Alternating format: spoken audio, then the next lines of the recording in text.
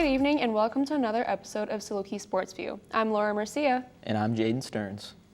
The spring semester is in its final stretch of games, meets, and invitationals, with a majority of Saluki sports already wrapped up for the 2023 and 2024 season. One team that made quite a splash in the record books this year was, well, you guessed it, the swim and dive team. Swimmers Alex Santiago and Celia Polito both qualified for the NCAA championships and earned both the MAC and MVC Conference Swimmers of the Year. Alex and Celia not only made the swim and dive program's history books, but each of them set mid-major and MAC records this season in their respective events. I spoke with them about the improvements they've made to get there, the challenges faced this season, and what they'll look to improve over the summer. Welcome back to Saluki Sportsview. Today I'm sitting down with two of the most decorated swimmers in Saluki swim and dive history, Celia Polito and Alex Santiago. Thank you so much for joining us today. We congratulate you both on an amazing swim season. So to start off, what was your favorite part or moment in this season? I think one of my favorites was practice, because I feel like this year we had so much competitiveness between me and my teammates. I get so happy whenever I remember that every single practice I have, like Beatriz, that is one of my teammates, Susana, Brooklyn, Karen, that were like next to me, just racing all the time. For example, on Tuesdays, we do efforts, that is like going all out the whole practice. And it's just like so much fun to like think and have the desire of beating the one that is next to me, you know? And it's like fun just to have that thought about, oh, I wanna beat her this time. I wanna beat her in this 100, you know? So I feel like every single practice had something, and it made a difference this year. And I still remember some of the practices where I was just like laughing, or like I was like trying so hard to beat my teammates. And I think that was cool. So there's a lot of like friendly competition and stuff. That's nice. Yeah. And for you, Alex, what was your favorite part or moment in this season? Mine's actually like the same thing. So our team is split into like 3 different groups: the distance, mid-distance, and sprint group. And I'm in sprint group. And this year especially, like there was a lot of competition, and like it really made us really close.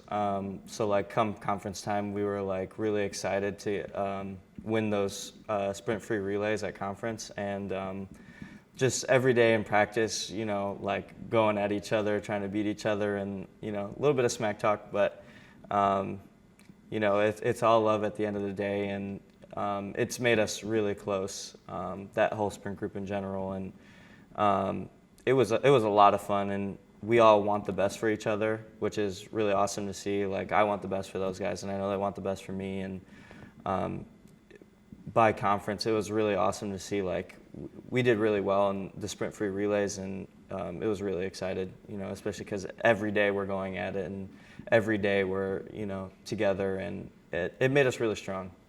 That's nice. So you guys have like a nice like support system with your team and stuff. That's really cool. Yeah. So with both of you recently making your marks in SIU athletic history, Celia, how did it feel to be back in the NCAA championship since your last appearance in 2022? It felt like a rebirth, because like I had been in like athletic and personal like hole, so it was like pretty hard to get out of it. But at the end, I just like kept going. I never gave up. Like even whenever I was like, I thought I was done. I was like, I'm not going anywhere. Like I'm just like doing the same times in every event, and it's just like frustrating, of course. So I just like kept practicing. I was just like doing the same thing, giving my 100% every day. And just like this season that I started to getting better since the beginning, it was just like a shock for me, because like I was like, oh, like all the effort that I put on, that I never rested, I was just like going and going. Even the circumstances that I was going through was just like shocking, and I felt really happy after I made the cut. And whenever my coaches, Jeff and Ivan told me like, oh, you made it, like you are in the top 30 in the nation, and you're gonna be back in NCAA again, because I made it in 2022, and then after 2 years, I'm back. That's really cool. And for you, Alex, this was your first NCAA championship. How did that feel? It was amazing. Yeah, it's the fastest meet in the world. So when you get to watch it in person, it's really cool to see. And it was really cool because for the first time in a really long time, we had a guy and a girl go to NCAA's, and that's really cool to be a part of. And it was really cool to see. I learned a lot, and I definitely want to be back for sure next year, and hopefully score some points, and hopefully bring some more people to the meet, because we definitely can, and we're going up, and bringing a guy and a girl, like you can see that improvement in the team, and yeah, it's really exciting. That's good. And for you, Alex, you've improved so much over the last 3 years of being on the team. What was different this year compared to your last two in terms of like training or maybe your mentality that like got you to this point of going to the NCAAs? Yeah, definitely. A big thing was just staying consistent. Last year I definitely worked, really hard every day, and, adding like 3 years, and it all comes to a point, like all hard work for 3 years definitely helps, and, I still want to keep going, obviously, but, mentality-wise, just thinking that the top people in the NCAAs, they're not really that far, they're still people, and, they train just as hard as me, I think, and, you have to have that mentality that, like, you can't put them on a pedestal. You are one of them. Like, you have to think like that. And, just from the other 2 years, just thinking about that a lot and taking that every day into practice, just working hard and trusting everything that the coaches give me, and trusting the whole process, and just, yeah. That's good.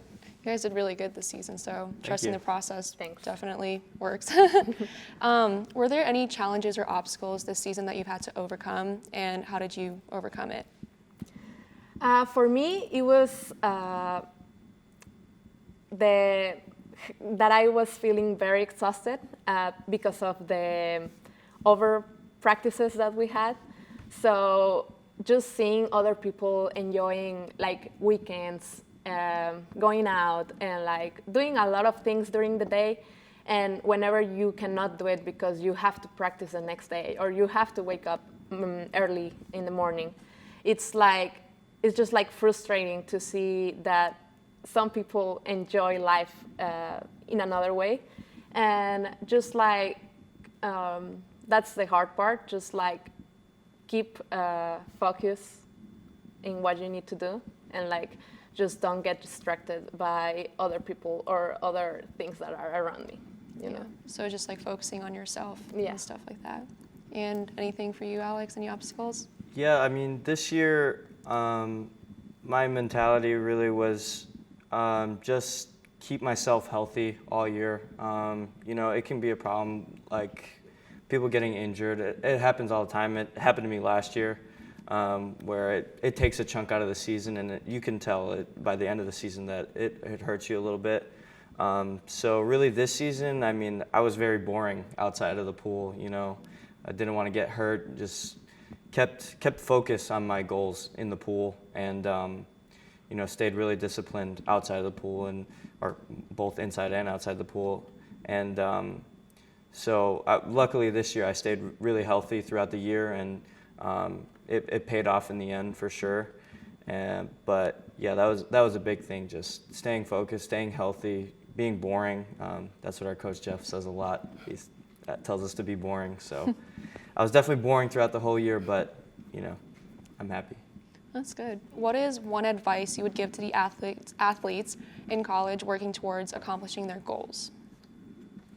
One advice I will give is that have goals, but don't get stuck on them. Because I feel that whenever you have goals, but you get too stuck on them, like you are thinking about all the time, like while you're practicing or like while you are outside of the pool in our cases, you get like mentally tired.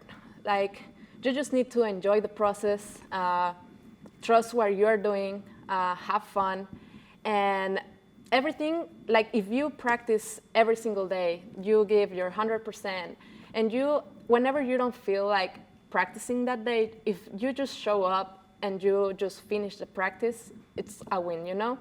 So I think it's just like,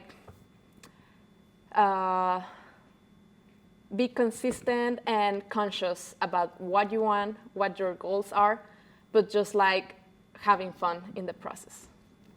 That's good advice. Yeah. And for you, Alex, any advice? Yeah, just don't leave any what ifs, you know.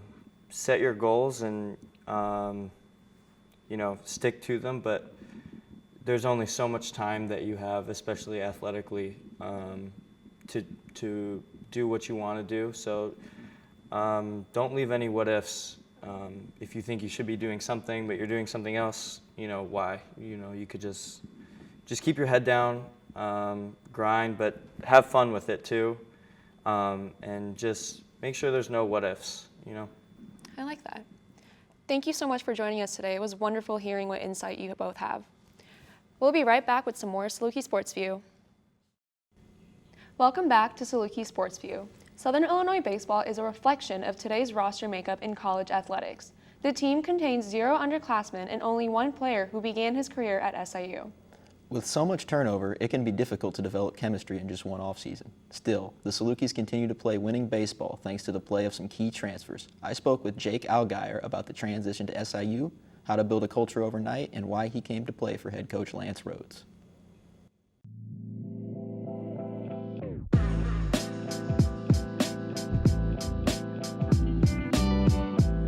So last year I was at Western Illinois and we had some things going on with our coaching staff. So I thought the best idea for me was to enter the transfer portal. And I already had a buddy on the team, Scott Harper, and he talked about how much he loved playing here and stuff. And then funny enough, Coach Peel actually reached out to me, and then I was asking Scott a bunch of questions, and he talked about how much he loved it here and how all the guys said that it was just a great place to be. Coaches are awesome, guys are awesome, so I just knew it was just the right place for me to be. It's been awesome. I mean, everyone around here is just super supportive, super building you up, and you know, it's just a super competitive environment, but like a good competitive, so it's not like super, everyone's out to get you, but everybody's trying to like compete and raise everybody else up to the best of their abilities, both on and off the field, and just holding everyone accountable. So there's a couple. Definitely the walk-off against Jacksonville State that Heston Gray hit in the 9th inning. That was awesome. And then the Indiana State win this past week was super just electrifying. We had a great crowd for it, and just the roar after we won was just awesome. And so yeah, those are probably the 2 biggest ones, I would say. Not much cooler than a walk-off. Yeah, I think just being able to like know the game in and out, know what to do in every situation, and just the IQ and being able to help raise people up to play to their best abilities. Just making sure getting your lifts in the morning, and then coming out practicing with a purpose, and if there's anything that I need to work on, just getting with the coaches and just hammering it out, whether it be ground balls or hitting. I've hit everywhere besides 9 and 3 this year. If I had to pick, probably either 2 or 5, but I mean, as long as whatever the coaches have for me, I mean, just trying to do the best with what role they give me. Do you have a reason for 2 and 5? No reason in particular. I don't know. 2, you kind of get a lot of the bats, and then 5, you're always hitting with guys on, so that's always fun. No like bad luck things, but I do like try to keep the walking up to the plate and the pregame stuff the same. Try to drink the same energy drink if I'm going good with it. Do the same on-deck routine, the same right before in the box I hit. Same thing when I go out to take the field. So any setbacks is just kind of like trying to get back to remembering like what was when I was feeling good and how I was feeling. This is my senior year, so looking forward. I don't got too much in college, but hopefully I can find a way and play some pro ball, and then if it works out, if not, then I'm going to be graduating next year with exercise science, so looking to do something with that. Warm weather is just on the horizon, and there's no better time than now to rip out the drivers and get out on the driving range. The Southern Illinois men's golf team has been spearheaded by major improvements in the play of sophomore Edouard Sahato, who not only has been named MVC Golfer of the Week twice this season, but also won the MVC Golfer Newcomer of the Year. Cerreto and the Salukis captured the MVC title in late April, and the Saluki Sportsview team received exclusive access to the tournament and was able to speak with members of the team about their journey to the program's 4th conference title in the last 8 seasons.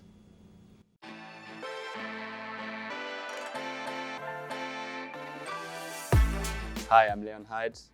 I'm from Germany and I'm a junior. My name is Dane Ritchie. I'm a junior here at SIU and I'm originally from New Berlin, Illinois. My name is Edouard Cerreto. I'm a sophomore from France. It feels amazing. Like, I think everybody is happy about that. And just to accomplish this goal, it's like the first step of the season. That was my 3rd conference championship I've played, and I could never imagine that it feels that good to actually win a conference championship. We worked really hard as a team. This group's gotten really tight over the last couple of months, and so to have that winning bond forever now is pretty awesome. Some of the biggest challenges that we had were more internal, I think. We built a pretty commanding lead the first day and then extended it the second day and just kept it going the third day, and that was what we wanted to do. Like, we went into each day wanting to be the best team of that specific day. We didn't get that done the last day, but at that point it was already over, so we were happy with that. I think the most challenging hole was number 16, a par 3, water on the left, kind of like a half island green. It was pretty windy coming up there. It was like one of the, obviously last 3 holes, put a lot of emphasis on these holes. For some reason, I struggled so hard with hole 8. Shorter par 5, reachable, just dog leg left. But it just took the life out of me. I think I went double bogey, and then bogey. It had my number. I would say when I made the putt on 18 and I ran to my teammate to celebrate, like, that was a special moment for me.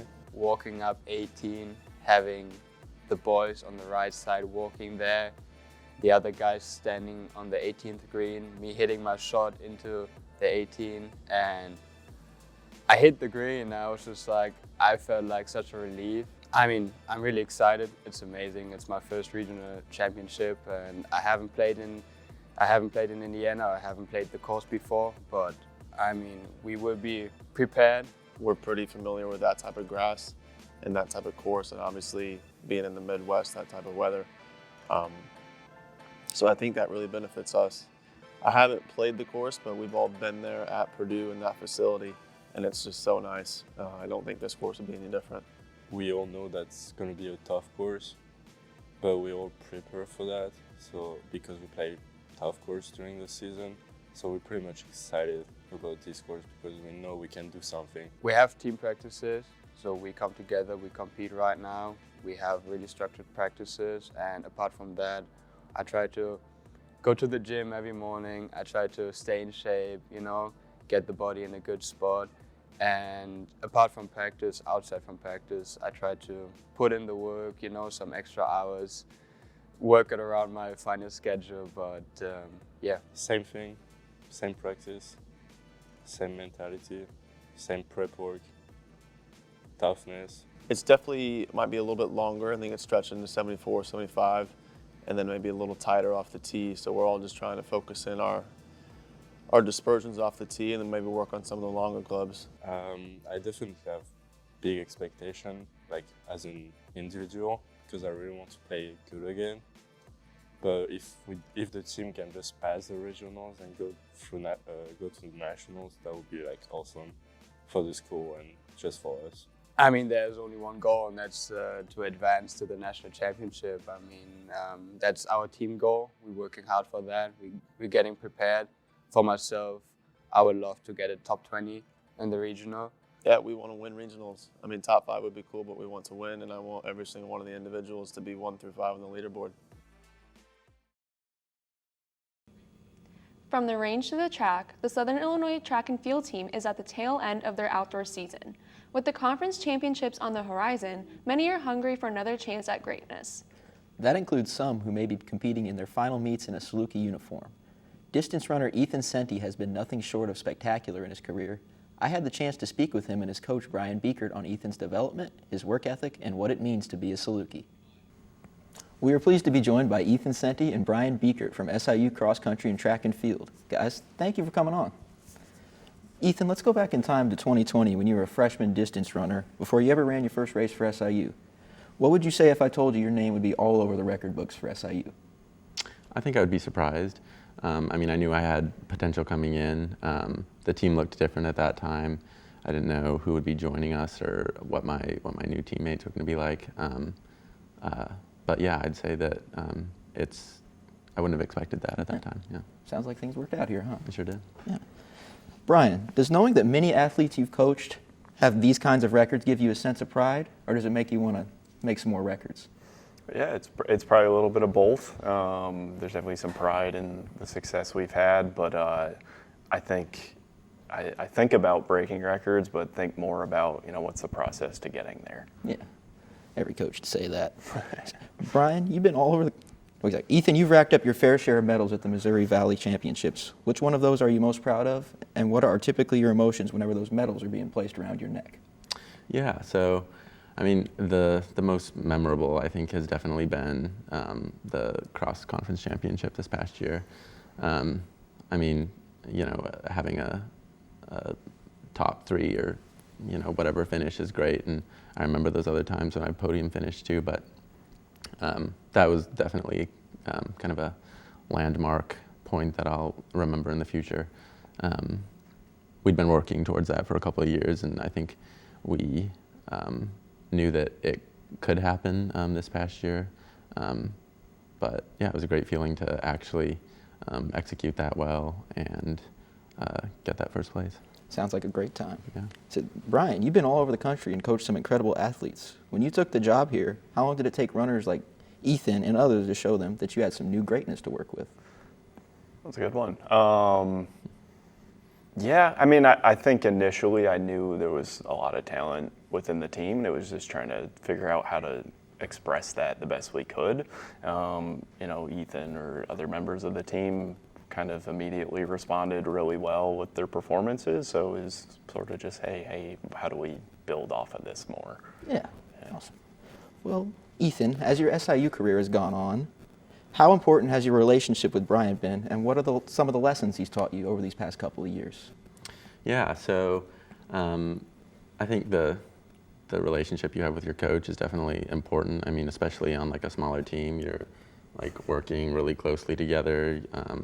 You just have to have really good communication in order to make things work well. And like we've had our rough patches for sure, but I think that the importance of communication, of adapting workouts and of adapting training to the different needs of the athletes is really important, and that's definitely made a huge difference in terms of getting me to where I need to be. All right. Well, a similar question for you, Brian.